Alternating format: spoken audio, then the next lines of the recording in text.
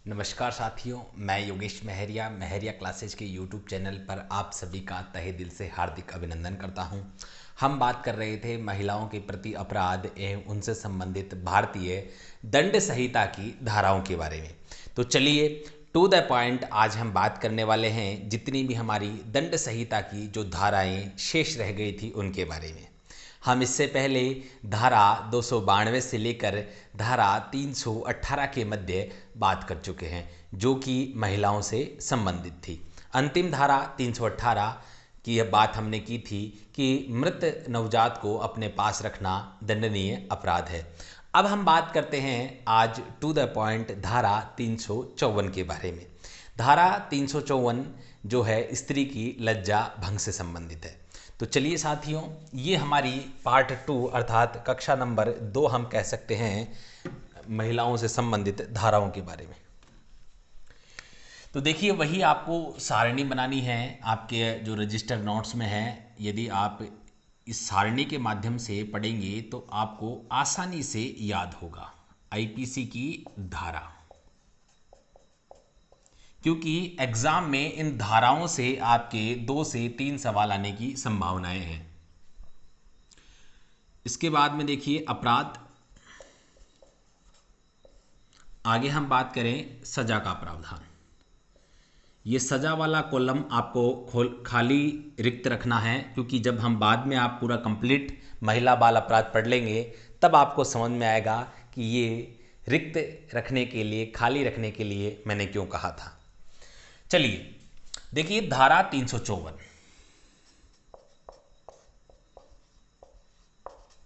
धारा 354 का जो संबंध है वो है स्त्री की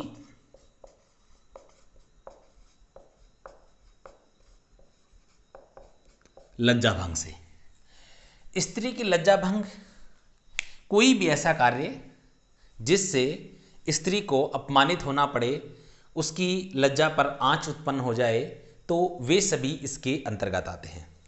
इसके बाद में हम बात करें कार्यस्थल पर महिलाओं का यौन उत्पीड़न अधिनियम संरक्षण अधिनियम 2013 पारित हुआ और उसी के साथ भारतीय दंड संहिता में संशोधन हुआ और यहाँ पर 4 नई धाराएं जोड़ी गई। चलिए धारा 354 ए, या जिसको आप हिंदी में लिखते हैं तब कै भी कह सकते हैं, मैंने आपको पहले भी कहा है, ठीक है। ये स्त्री का लैंगिक उत्पीड़न का प्रावधान करती है। लैंगिक उत्पीड़न कहें या आप शारीरिक उत्पीड़न भी कह सकते हैं।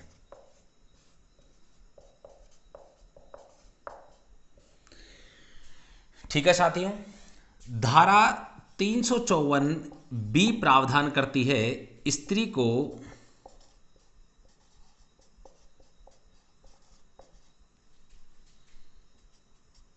निवस्त्र करना अपराध है, ठीक है। यानी कि यदि किसी स्त्री को धारा 354 बी के अंदर यदि उसको निर्वस्त्र किया गया है तो ये क्या है, एक दंडनीय अपराध है। 354 सी इस बात का प्रावधान करती है कि स्त्री के कार्यों में ताक झांक करना या स्त्री की एकांतता को भंग करना।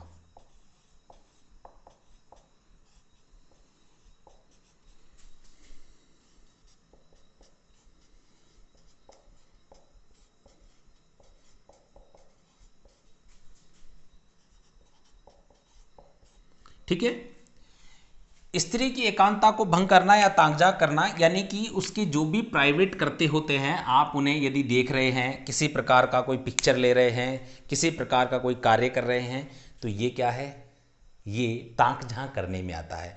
ये उस स्त्री की एकांतता में खलल उत्पन्न कर रहा है, यानी कि वो अपने आप को वहाँ पर सेफ महसूस नहीं कर पा रही है। तो आपको यहाँ पर थोड़ा ये ध्यान रखना है कि यहाँ पर स्त्री की एकांतता और ताक झांक करने का प्रावधान धारा 354 सी में किया गया है।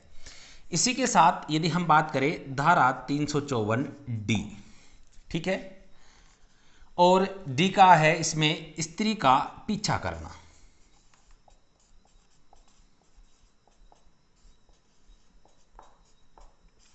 अर्थात स्त्री, जहाँ भी कोई महिला है वो अपने घर से कितने बजे निकलती है, ये तमाम जानकारियाँ जुटाना, उसके पीछे जाना, वो स्कूल गई, कॉलेज गई, या जो भी है अपने वर्क प्लेस पर गई, उसने क्या किया क्या नहीं किया इत्यादि।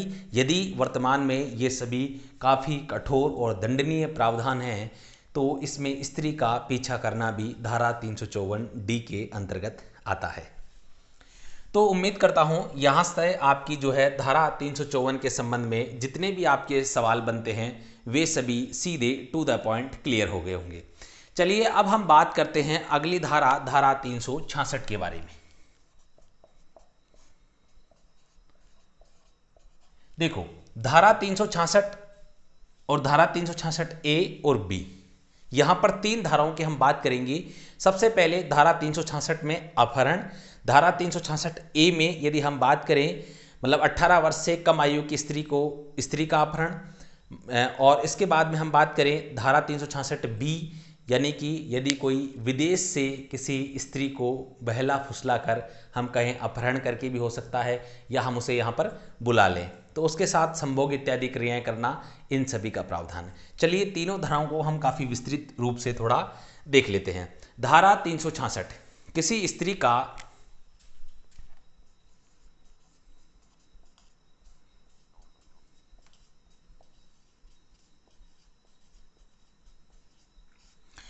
स्त्री का विवाह आदि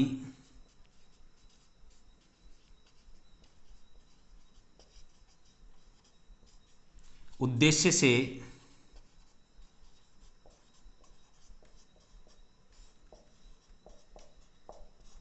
अपहरण करना या बहला फुसला कर ले जाना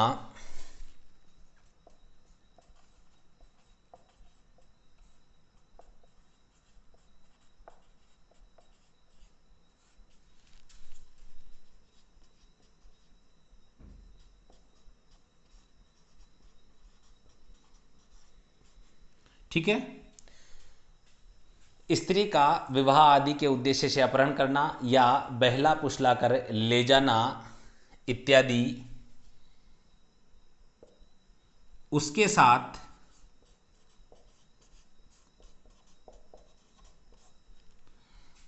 संभोग इत्यादि क्रियाएं करना,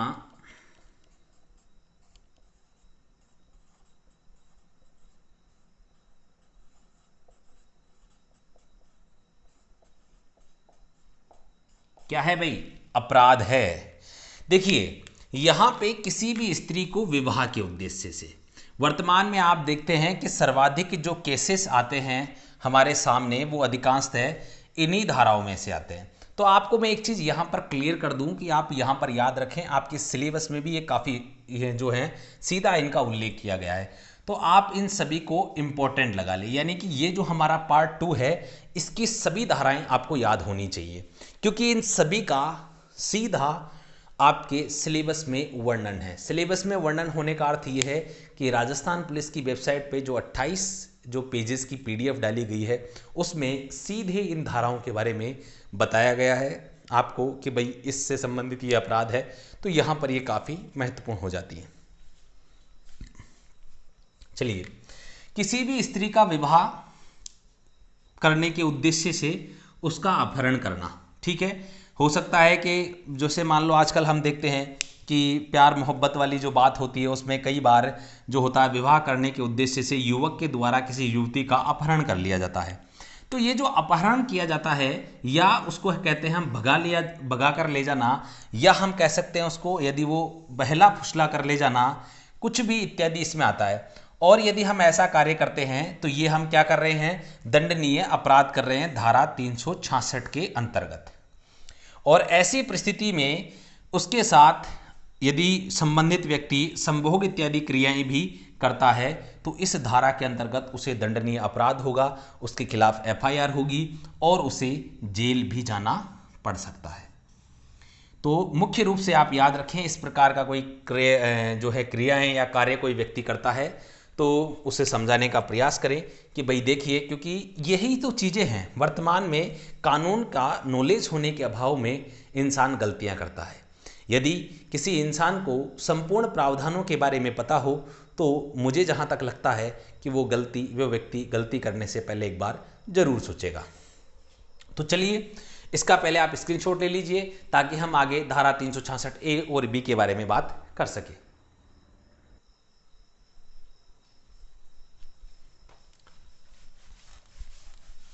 चलिए आपने स्क्रीनशॉट ले लिया होगा। तो अब हम बात करते हैं धारा 366 ए और धारा 366 बी के बारे में।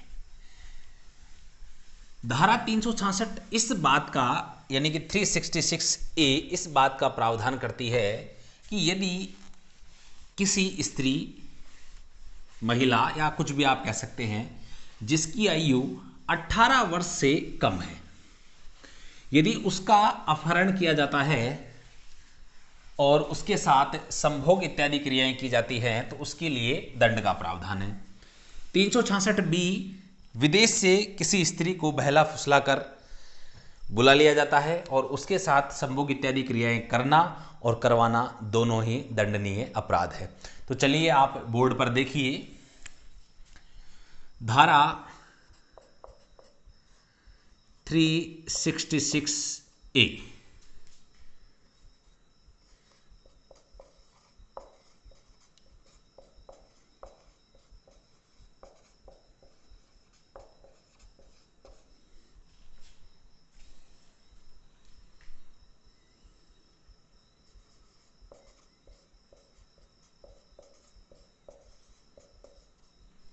जीरो से 18 वर्ष तक की आयु की स्त्री का अपहरण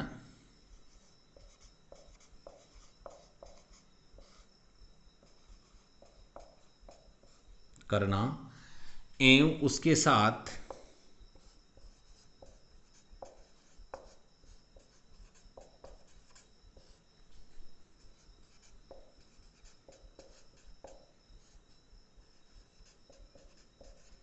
संभोग आदि क्रियाएं करना।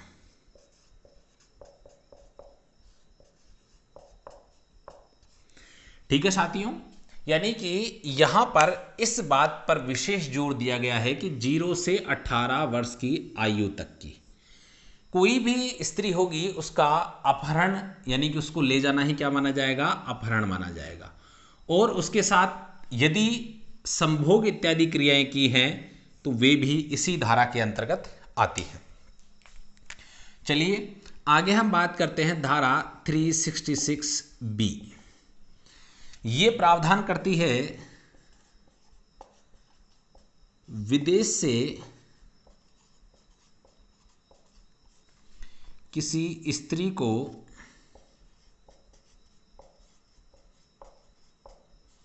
बहला फुसला कर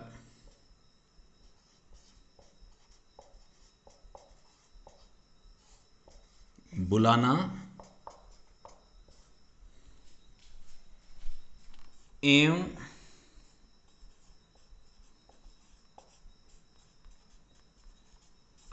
उसके साथ संभोग इत्यादि क्रियाएं करना। संभोग इत्यादि क्रियाएं करना या करवाना दोनों ही हैं। ठीक है, वही तो बी किसका करती है, विदेश से यदि किसी भी स्त्री को हम कह सकते हैं बहला फुसला कर बुला लिया जाए कि भाई आप हमसे शादी कर लीजिए, भारत में बहुत बढ़िया सुविधाएं हैं, हम आपको ये करेंगे वो सुविधाएं देंगे, और स्त्री कोई वहाँ से आ जाती है और इस इंसान के साथ रहने के लिए रेडी भी हो जाती है, लेकिन वो व्यक्ति उससे शादी नहीं करता है और छल कपट पूर्वक या किसी भी प्रकार से उसके साथ संभोग इत्यादि क्रियाएं करता है, तो उसके बाद में उस व्यक्ति के खिलाफ जो एक्शन लिया जाएगा वो धारा 366 बी के अंतर्गत लिया जाएगा साथियों। ठीक है, अब हम बात करते हैं धारा 372 के बारे में।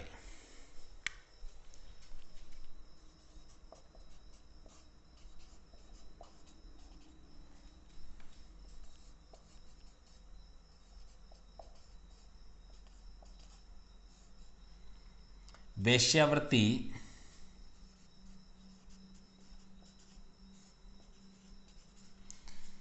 इत्यादि के प्रयोजन से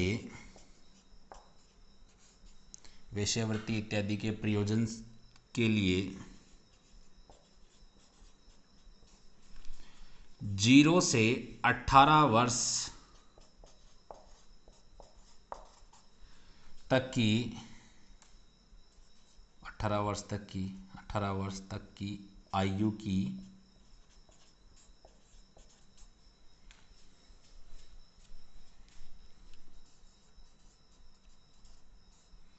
किसी स्त्री को बेचना। ठीक है, देखिए साथियों, वेश्यावृत्ति आप सभी समझ रहे होंगे।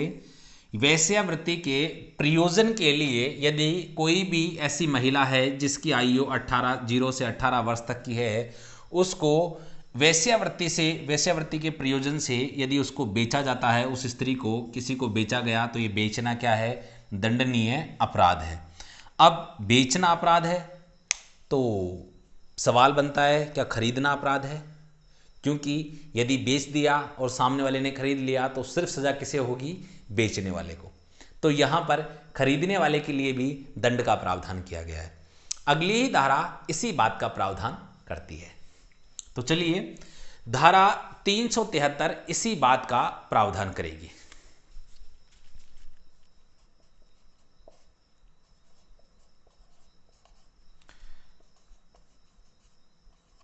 वेश्यावृत्ति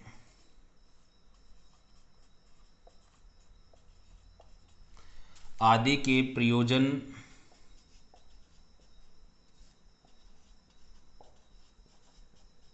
के लिए 0 से 18 वर्ष की आयु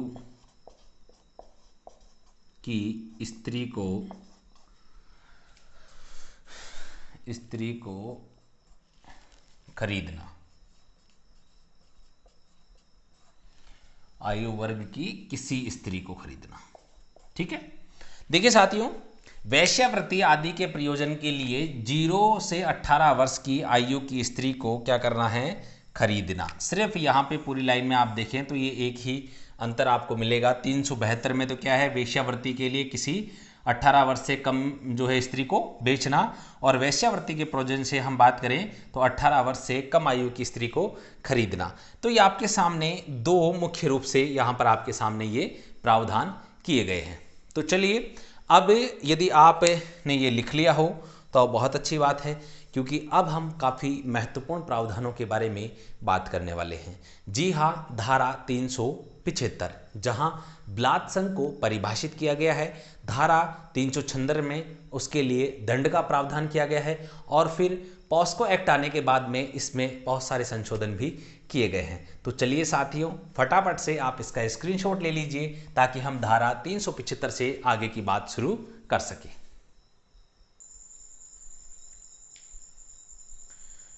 ठीक है, लिख लिया होगा आपने। देखिए, इसको याद भी आप ऐसे रख सकते हैं, ए से क्या होता है? अपहरण।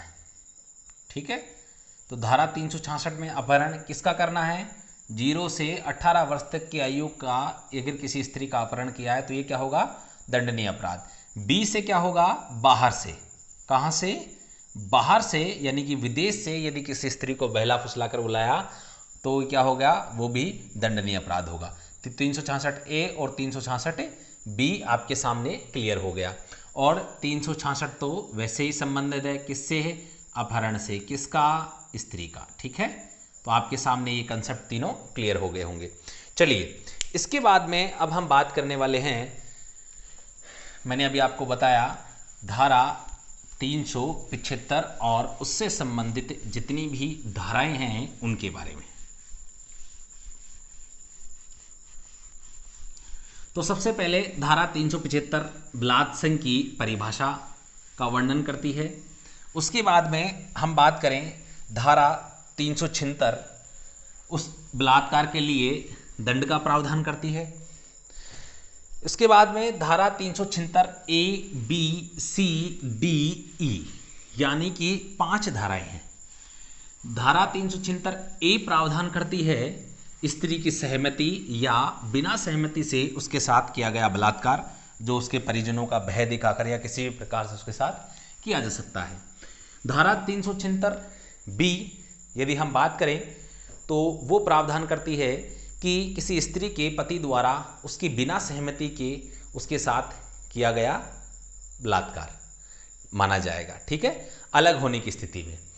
तीसरा, संरक्षणकर्ता या प्राधिकृत व्यक्ति के द्वारा किया गया यौन अपराध, यानी कि जितने भी आपके जो हम कहें किसी के संरक्षण में यदि कोई स्त्री है, सरकारी अधिकारी हो गया, कर्मचारी हो गया, जितने भी जो इस प्रकार की संस्थाएं हैं जहां पर महिलाओं और बच्चों को रखा जाता है, उनसे संबंधित।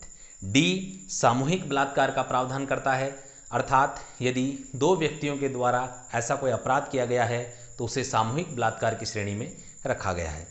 ई यानी कि 376 ई, यानी कि ये जो 4 अपराध ऊपर बताए गए हैं इनकी पुनरावृत्ति, ठीक है।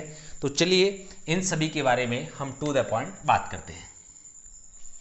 सबसे पहले धारा 375,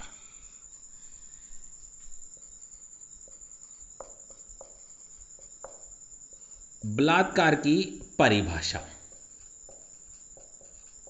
देखिए आपके एग्जाम में सीधा ऐसा पूछा जाएगा, बलात्कार की परिभाषा भारतीय दंड संहिता की किस धारा में वर्णित है? धारा 375 में। धारा 376।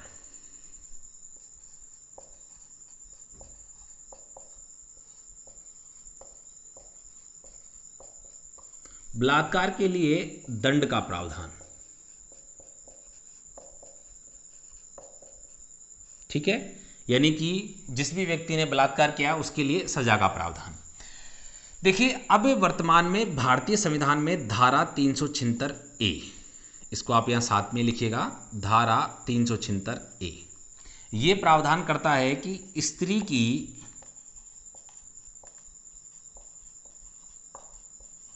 सहमति या बिना सहमति के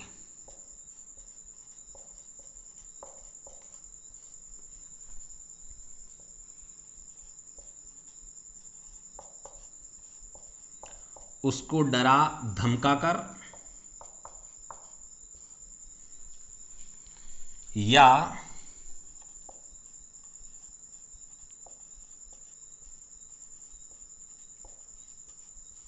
उसके प्रिय जनों की,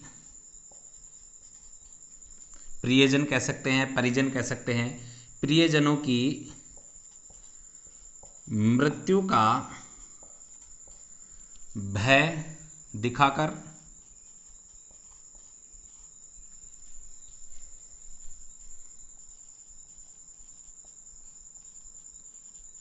किया गया बलात्कार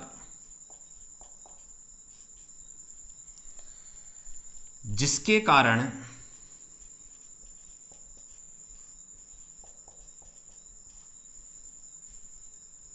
स्त्री को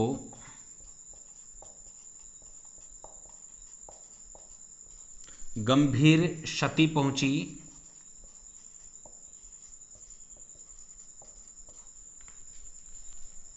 या उसकी मृत्यु हो गई, या मृत्यु हो गई। यानी कि किसी भी व्यक्ति के द्वारा स्त्री की सहमति हो या उसकी सहमति नहीं हो, यहां दोनों ही बातें हैं, या तो आपने उसकी सहमति से किया तब भी, और उसकी बिना सहमति किया तब भी, वो क्या है? बलात्कार है।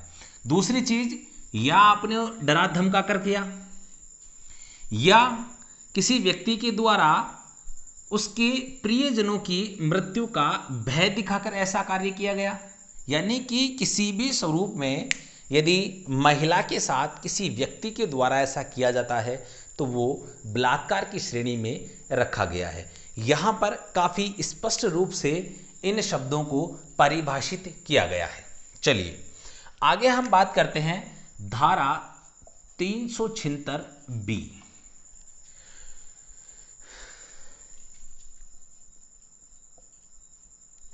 स्त्री से पति के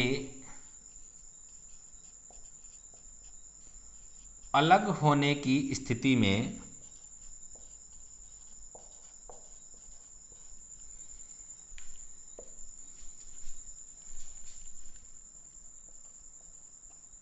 पति द्वारा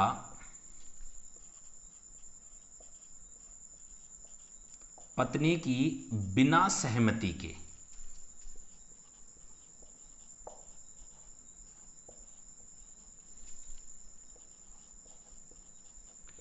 किया गया संभोग बलात्कार माना जाएगा।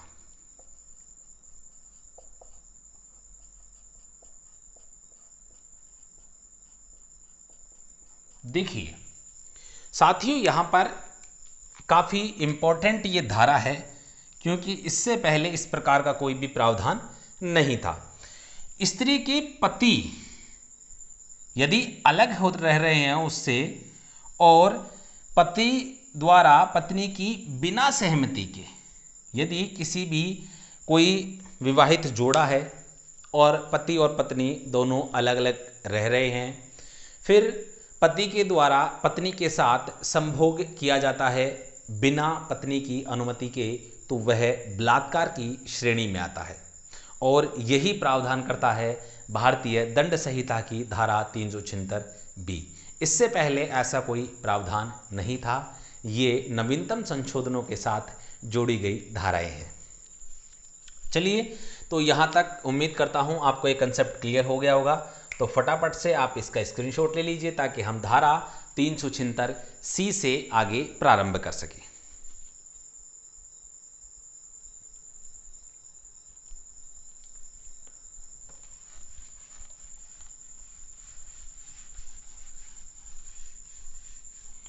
ठीक है साथियों, आपको ये समझ में आ गया होगा। तो यहाँ पर आप धारा 375 याद रख सकते हैं, बलात्कार की परिभाषा का वर्णन किया गया है। और धारा 376A में स्त्री की सहमति और बिना सहमति के, और धारा 376B में अलग होने की स्थिति में, यानी कि बिना सहमति, बी से क्या हो जाएगा, बिना सहमति के, किसकी, यानी कि पत्नी की बिना सहमति के पति द्वारा किया गया संभोग क्या होगा, बलात्कार की श्रेणी में माना जाएगा। अब हम बात करेंगे धारा 376C के बारे में। तो उम्मीद करता हूं अब तक की जितनी भी धाराएं आपने पढ़ी हैं वे सभी आपको अच्छे से याद हो गई होंगी। चलिए टू द पॉइंट बात करते हैं, समय हमारे पास काफी कम है। 376C किस बात का प्रावधान करती है,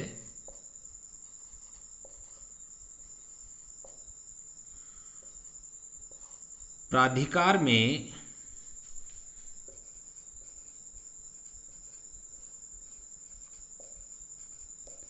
किसी व्यक्ति द्वारा यौन अपराध,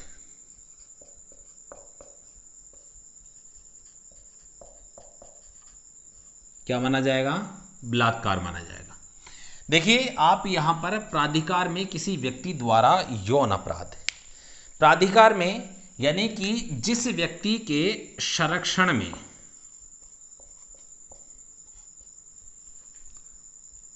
संरक्षणदाता द्वारा यौन अपराध। अब आपको समझने में आसानी रहेगी। कैसे, मान लीजिए कोई भी महिला किसी भी इंसान के संरक्षण में है, यानी कि यदि वो किसी सरकारी कार्यालय में है, तो यदि किसी सरकारी अधिकारी या कर्मचारी के द्वारा ऐसा कार्य किया जाता है। दूसरी चीज़ पुलिस स्टेशन हो गए, जहाँ पर किसी महिला के द्वारा एफआईआर लिखवाने के लिए किसी भी प्रयोजन से वो पुलिस स्टेशन गई, उसके साथ उस क्षेत्र में, उस सीमा में इस प्रकार का कोई कार्य किया गया जहां उसे इस बात का विश्वास होता है कि ये व्यक्ति मेरे साथ गलत नहीं करेगा, और उस व्यक्ति के द्वारा यदि ऐसा कोई कार्य किया जाता है तो वो आपको याद रखना है धारा 376C में आता है। ऐसा ही हम बात कर सकते हैं, हॉस्पिटल हो गया, जहां पर किसी को हमने एडमिट करवाया और हॉस्पिटल में किसी के साथ ऐसी घटना हो जाती है तो वो भी धारा 376C के अंतर्गत आता है। यहाँ पर मुख्य रूप से दंड के साथ साथ जुर्माने का भी प्रावधान किया गया है। लेकिन अधिकांशतः जब एग्जाम में सवाल बनता है तो सवाल में पूछा जाता है कि सरकारी कर्मचारी द्वारा, सरकारी अधिकारी आप कह सकते हैं, कर्मचारी आप कह सकते हैं, यानी कि जो भी लोक सेवक की श्रेणी में आता है, ठीक है।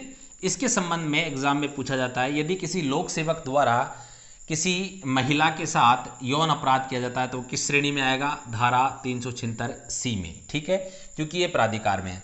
इसी प्रकार यह हम बात करते हैं जो भी महिलाओं को और बच्चों को जो संरक्षण प्रदान करते हैं, जो संस्थान हैं, जैसे हम बात करें विधवा संस्थान होते हैं, कई आपने देखे होंगे महिलाओं को रखने के लिए नारी निकेतन जैसे संस्थान होते हैं, बालकों के लिए पालना गृह होते हैं। तो ऐसे संस्थानों में यदि उनके साथ जो भी उस संस्था का अधीक्षक है, ठीक है, जो भी उस संस्था के रूप में हम कहें वार्डन के रूप में काम कर रहा है, प्रबंधक के रूप में काम कर रहा है, यदि उस व्यक्ति के द्वारा ऐसा कोई कार्य किया जाता है उनके साथ, तो वो धारा 376 के सी के अंतर्गत आएगा, ठीक है।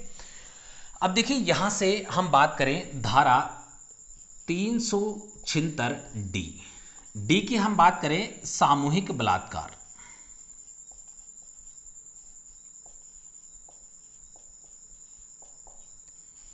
यदि दो व्यक्तियों के द्वारा किसी भी प्रकार का किसी महिला के साथ कोई बलात्कार किया जाता है तो उसे सामूहिक बलात्कार की श्रेणी में रखा गया है, ठीक है। इसी प्रकार हम बात करें 376 ई, ठीक है। यहां पर अगर ये ऊपर जो 4 अपराध बताए गए हैं, इन अपराधों की पुनरावृत्ति होती है,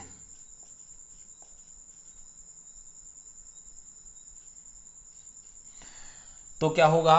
मैं आपको यहां पर बता दूं, उस व्यक्ति को इस बार कठोर दंड का प्रावधान होगा और किसी भी प्रकार की कोई जमानत याचिकाएं वगैरह सब क्या होंगी? खारिज हो जाएंगी, ठीक है। अब जैसा मैंने आपको बताया, बी से बिना सहमति, आप इसको याद करने का मैं कंसेप्ट बता देता हूं, क्योंकि इसके बाद में हम धारा 376 ए बी की बात करेंगे, ठीक है। आगे जो धारा है उनके बारे में बात करेंगे।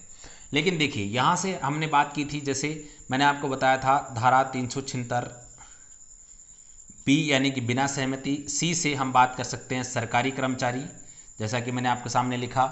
डी से यानी कि डबल, डी से क्या होगा? डबल, यानी कि 2 व्यक्तियों के द्वारा सामूहिक बलात्कार। ई से एक बार और, ई से यानी कि एक बार यदि ये अपराध और किया गया तो क्या होगा? ये अपराध होगा। ई से हम इस प्रकार से लिख सकते हैं एक बार, ठीक है। एक बार और किया यानी कि अपराध की क्या हो जाएगी? पुनरावृत्ति हो जाएगी, ठीक है। तो आप इसको याद रखने के रूप में इस कंसेप्ट से याद रख सकते हैं, क्योंकि एग्जाम में हमारे लिए एक एक नंबर काफ़ी महत्वपूर्ण होगा।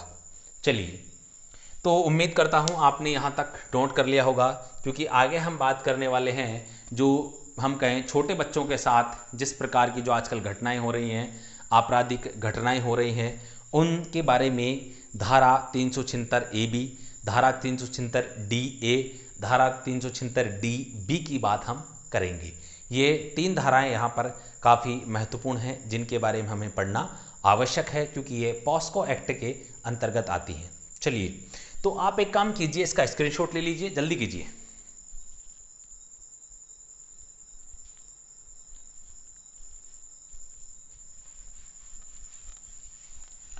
तो चलिए, आपको धाराएं याद हो गई होंगी। धारा 354 का संबंध किससे है? लज्जा भंग से। धारा 354 ए लैंगिक उत्पीड़न या यौन उत्पीड़न, और धारा 354 बी का संबंध किससे है? स्त्री को निर्वस्त्र करना। धारा 354 सी स्त्री की एकांतता को भंग करना या ताक झाँक करना, और धारा 354 डी स्त्री का पीछा करना। तो आपको वहाँ से वो धाराएं याद हुई नहीं हुई। उसके बाद में आपको हम बात करें अभी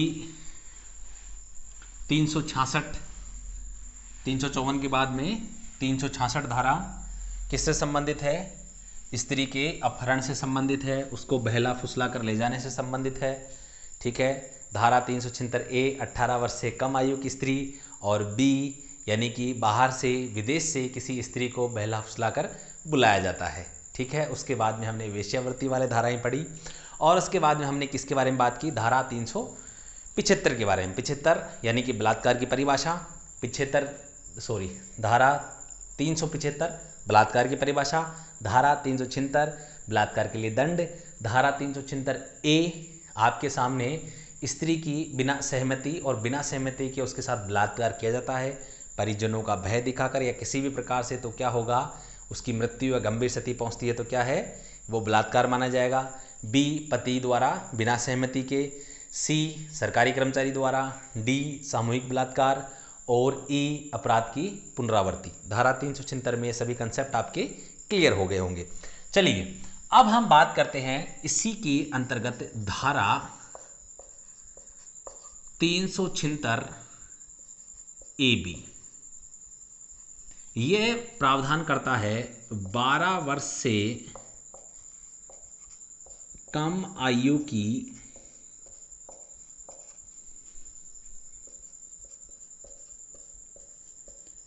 स्त्री के साथ बलात्कार।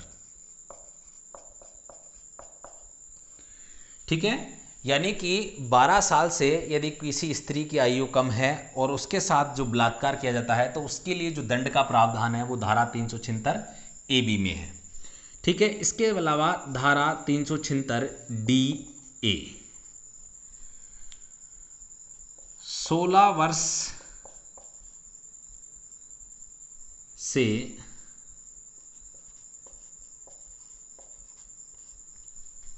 कम आयु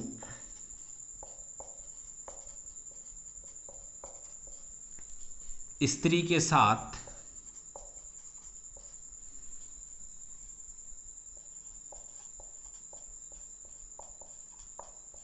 किया गया बलात्कार। ठीक है, यानी कि 16 वर्ष से यदि कोई भी स्त्री कम है जिसकी आयु, उसके साथ जो भी बलात्कार किया जाता है उसके बारे में किया गया सामूहिक बलात्कार। माफ कीजिएगा दोस्तों, यहां पर आपको लिखना है सामूहिक बलात्कार।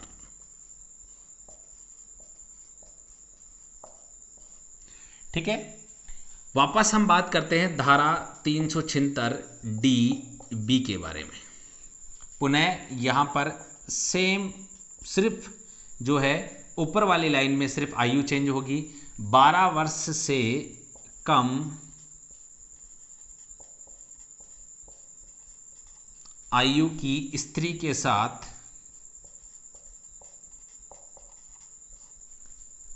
किया गया सामूहिक बलात्कार।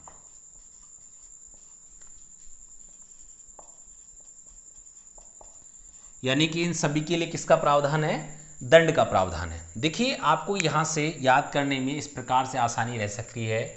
ठीक है, ए बी आपको पता है धारा 376 में ए में स्त्री के साथ बलात्कार का प्रावधान है। ठीक है, यहां पे बी से बात की गई है तो कौन सी है, 12 वर्ष। ठीक है, यानी कि 12 वर्ष से कम आयु की स्त्री के साथ क्या होगा, यदि किसी व्यक्ति ने बलात्कार किया है तो उसके लिए दंड का प्रावधान यहां पर किया गया है। चलिए आगे हम बात करते हैं धारा 376 डी ए। देखो धारा 376 डी, 376 डी हमने पढ़ा और डी में क्या प्रावधान था, सामूहिक बलात्कार। क्या था, सामूहिक बलात्कार। यानी कि जो पहली धारा है इसका संबंध आपकी अगली धारा से है। याद रखिए, ध्यान रखना, वहां पे डी में सामूहिक बलात्कार है तो यहां पर भी आप देखिए किसका वर्णन किया गया है, साथ में सामूहिक बलात्कार का। ठीक है, लेकिन यहां पर आयु का निर्धारण है। ए में तो क्या है, 16 वर्ष से कम आयु की स्त्री के साथ सामूहिक बलात्कार और बी से 12 वर्ष के कम आयु की स्त्री के साथ बलात्कार। तो आपको एग्जाम में एग्जामिनर जब सवाल बनाता है तो यही पूछेगा कि 12 वर्ष से कम आयु की स्त्री के साथ सामूहिक बलात्कार में जो दंड का प्रावधान किया गया है वो भारतीय दंड संहिता की किस धारा में है, धारा 376 जो है डी बी में। क्योंकि बी से क्या है 12 और इस बी से भी क्या है 12। ठीक है, ये आपको अपने आप याद रह जाएगा क्योंकि एक ही धारा बचेगी जिसमें क्या है 16 वर्ष से कम आयु की स्त्री के साथ सामूहिक बलात्कार। उम्मीद करता हूं आपको यहां से कंसेप्ट समझ में आया होगा और आपके यहां से सारे कंसेप्ट क्लियर हो गए होंगे। चलिए साथियों, इसी के साथ हम बात करते हैं धारा 377।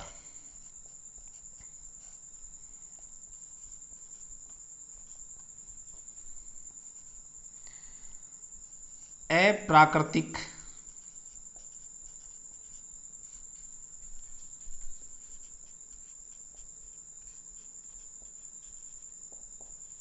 यौन संबंध स्थापित करना। इस लाइन को बड़े गौर से देखिए, अप्राकृतिक यौन संबंध स्थापित करना, या हम इसको इस प्रकार से भी कह सकते हैं कि अप्राकृतिक संभोग आदि क्रियाएं करना। घबराएं नहीं, यदि एग्जाम में आपके सामने दोनों लाइन आती है तो दोनों का अर्थ एक ही है। देखिए यहां पर धारा 300 यदि हम बात करें, धारा 377 आपराधिक यौन संबंध स्थापित करना, सॉरी अप्राकृतिक यानी कि जो प्रकृति के विरुद्ध हो, यानी कि ऐसा कोई यौन संबंध स्थापित करना जिसकी हमें प्रकृति अनुमति नहीं देती है। आपने कुछ समय पहले एक सुप्रीम कोर्ट का जजमेंट आया था, आप सभी को याद होगा, न्यूज़पेपर आपने पढ़ा होगा कि लैंगिक जो हमारे सामने समानता है और जो हम कहें समलैंगिकता, माफ़ कीजिएगा, समलैंगिकता को जो है सुप्रीम कोर्ट ने मान्यता प्रदान कर दी है और धारा 377 को असंवैधानिक करार दे दिया है, असंवैधानिक घोषित कर दिया है। मेरे साथियों, मैं यहाँ आपको बताना चाहता हूँ, बिल्कुल सुप्रीम कोर्ट का जजमेंट एकदम सही है, लेकिन इस बात का अर्थ ये नहीं है कि धारा 377 को पूर्ण रूप से असंवैधानिक घोषित कर दिया गया है। सिर्फ वहाँ पर उसे समलैंगिकता के संदर्भ में असंवैधानिक घोषित किया है। यहाँ पर इसके अंतर्गत यदि किसी व्यक्ति द्वारा किसी जानवर के साथ यौन संबंध या संभोग आदि क्रियाएं की जाती हैं तो उसका जो मुकदमा दर्ज होता है वो धारा 377 में होता है। याद रखिएगा। जी हाँ, यदि किसी व्यक्ति द्वारा किसी जानवर के साथ, किसी अन्य प्राणी के साथ इस प्रकार की जो हम कहें संभोग आदि क्रियाएं की जाती हैं, किसी अवयस्क के साथ इस प्रकार की जो है संभोग इत्यादि क्रियाएं की जाती है, मान लीजिए कोई लड़का है और वो दूसरे लड़के के साथ जो अवयस्क है, जो अभी 16 साल 18 साल का नहीं हुआ है, उसके साथ इस प्रकार का अपराध किया जाता है तो भी धारा 377 के अंतर्गत मुकदमा दर्ज हो सकता है। तो काफ़ी सारे प्रावधान हैं, तो हमें इन चीज़ों का ध्यान रखना है, ठीक है। यानी कि यदि हम बात करें तो सुप्रीम कोर्ट ने सिर्फ किसके संदर्भ में समलैंगिकता को, समलैंगिकता के संबंध में धारा 377 को असंवैधानिक घोषित किया है।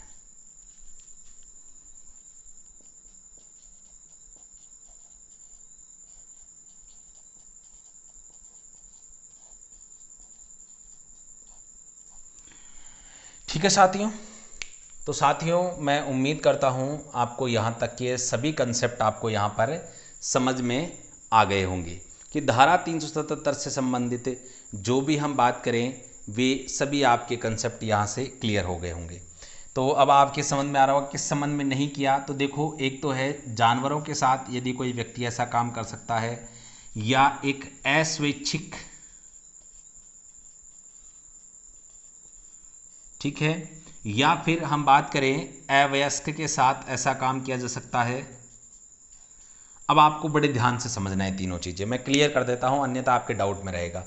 किसी भी व्यक्ति के द्वारा, किसकी बात कर रहा हूं, व्यक्ति जो कि 18 वर्ष से ऊपर का है, वो कोई भी हो सकता है, यदि उसने जानवर के साथ संभोग इत्यादि क्रियाएं की तो भी धारा 377 के अंदर दंड का प्रावधान है। अस्वैच्छिक यानी कि एक व्यक्ति ने दूसरे व्यक्ति के साथ उसकी इच्छा के विरुद्ध ये कार्य किया तब भी वो क्या है, धारा 377 के तहत उसके खिलाफ मुकदमा दर्ज किया जा सकता है। तीसरा बात करें, किसी व्यक्ति के द्वारा अवयस्क जो अभी 18 साल का नहीं हुआ है उसके साथ इस प्रकार का कोई कार्य किया जाता है और वह क्या है, वह भी क्या है, पुरुष है, ठीक है, तो उसके साथ इस प्रकार का कोई कार्य किया जाता है तो ये क्या है, ये तीनों ही काफ़ी महत्वपूर्ण है।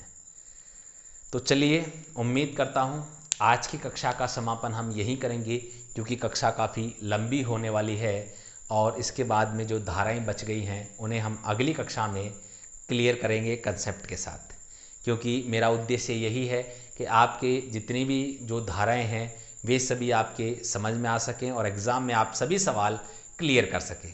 तो उम्मीद करता हूँ आज की कक्षा आपको पसंद आई होगी। तो मेरे साथियों, मैं विदा लेना चाहता हूं, लेकिन जाने से पहले आप सभी से निवेदन है कि यदि आप हमारे चैनल पर नए हैं तो चैनल को सब्सक्राइब करें, साथ में बेल आइकन को ऑल पे प्रेस करें। और यदि हमारी अध्ययन सामग्री और कंटेंट आपको पसंद आ रहा है तो वीडियो को लाइक करें और साथ में कमेंट भी करें और अधिक से अधिक लोगों तक शेयर जरूर करें, क्योंकि ये ऑनलाइन एजुकेशन के माध्यम से जो निःशुल्क कक्षाएँ आपके लिए उपलब्ध कराई जा रही हैं ये सभी व्यक्तियों तक पहुँच सके। तो चलिए आज की कक्षा को समाप्त करते हैं। जय हिंद, जय भारत मेरे साथियों।